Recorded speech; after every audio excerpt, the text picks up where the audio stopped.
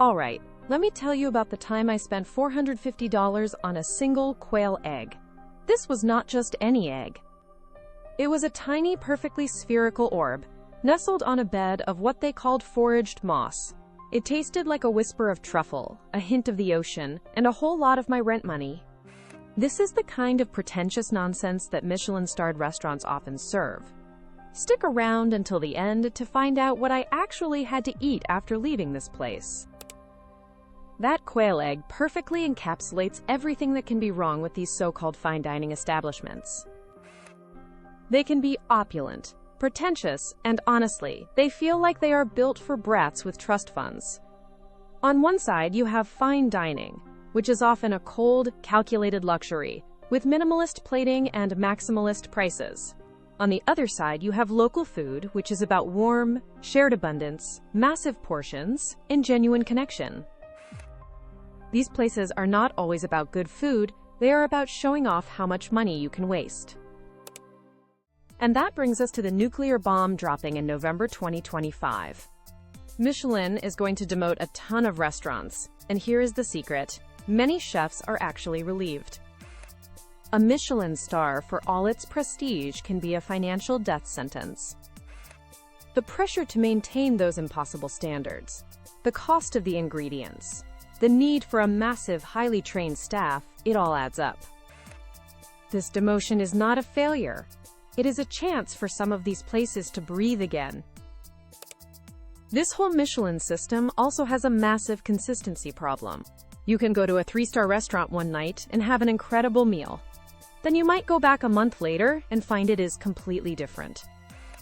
The chefs are under immense pressure, and staff turnover is high, making it impossible to maintain that level of perfection every single night. It is a house of cards, built on impossible expectations. And when you are paying hundreds of dollars, you expect perfection, not a gamble. It seems these institutions have completely lost touch with reality. They are serving tiny portions of obscure ingredients at astronomical prices, while real people are just looking for a good meal. It is a bubble, a fantasy world for the ultra-rich, and it is completely unsustainable. The gap between what they offer and what people actually want to eat is growing wider every day. And that is why this whole system is about to crumble. So you have just spent a month's rent on a tasting menu.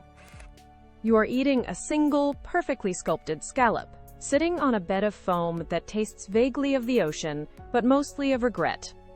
And then, the kicker: 40% of these Michelin-starred joints go belly up within 5 years.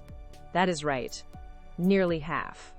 It is a brutal, unsustainable game, built on ego and tiny portions. These places are chasing stars, not customers, and it is costing them everything.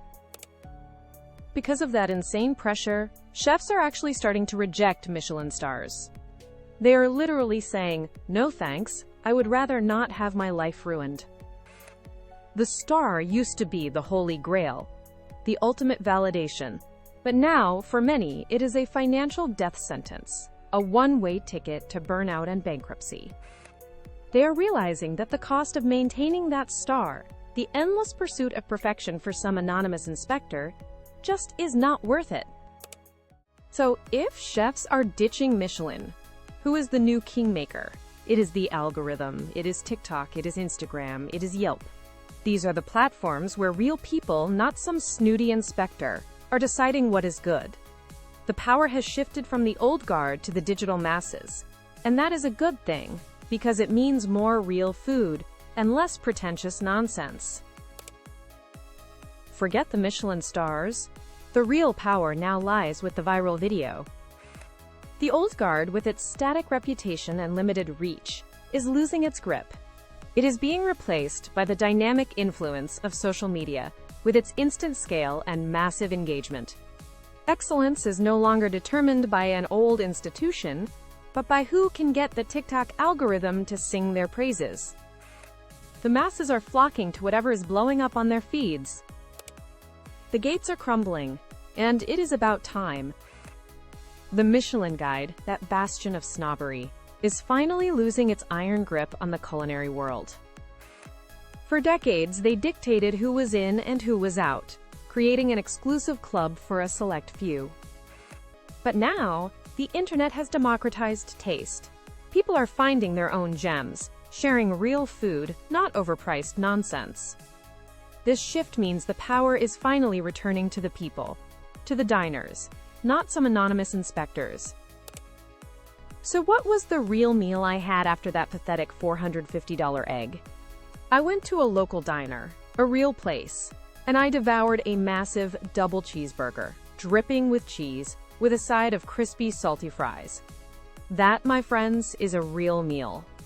If you want to understand the forces actually shaping our future, you need to look at the undercurrents, the hidden dynamics that drive geopolitics and business.